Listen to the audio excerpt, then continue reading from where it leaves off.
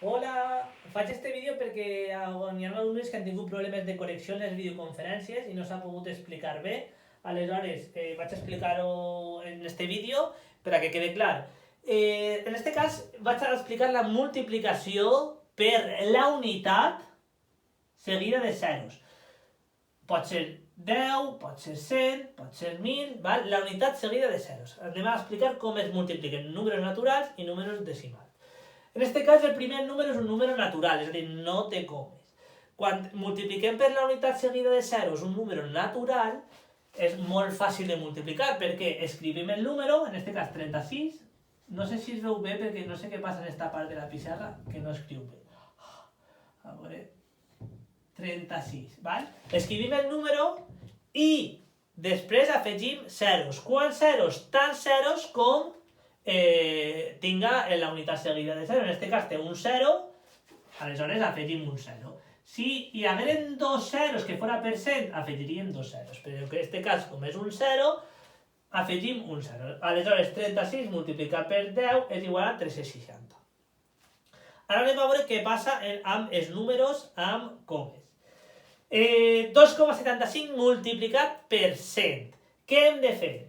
Hem de mirar quants zeros té la unitat seguida de 0, en aquest cas 100 té dos zeros, i manegem la coma tantes posicions com zeros tinga. Cap a on manegem la coma? Si és una multiplicació, manegem la coma cap a la dreta. D'acord? La multiplicació es maneja la coma cap a la dreta. Aleshores, 2,75 multiplicat per 100, com té dos zeros, manegem la coma dues posicions. Aleshores, la coma se n'aniria ahí, seria 275,0. Això no escrivim mai com a 0, perquè això és igual a 275. Val? Aleshores, 2,75 multiplicat per 100 és igual a 275. Ara anem a fer este número decimal. 5,8 multiplicat per 100. Val? Quantes posicions he de manejar la coma cap a la dreta? He de manejar la coma cap a la dreta dues posicions, perquè 100 té dos zeros. Aleshores, manegem la coma una posició, però què passa? Si ja no tenim números, tenim que manejar-la una altra segona. Aleshores, què passa quan manegem una segona posició i no n'hi ha un número darrere? Que afegim un 0. Aleshores, este número quedaria 580. Val? Perquè hem manejat la coma estava així, l'hem manejada una posició i una altra. Aleshores quedaria 580. Val?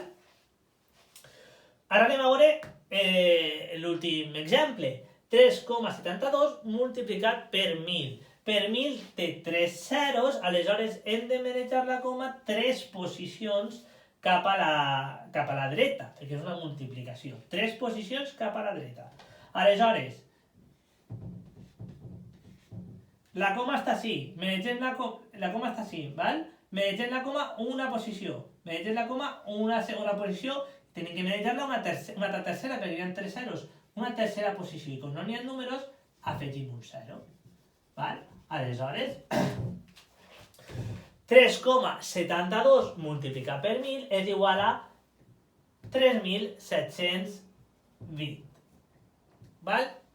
Així es multiplica per la unitat seguida de zeros. En el segon vídeo anem a veure com dividir per la unitat seguida de zeros.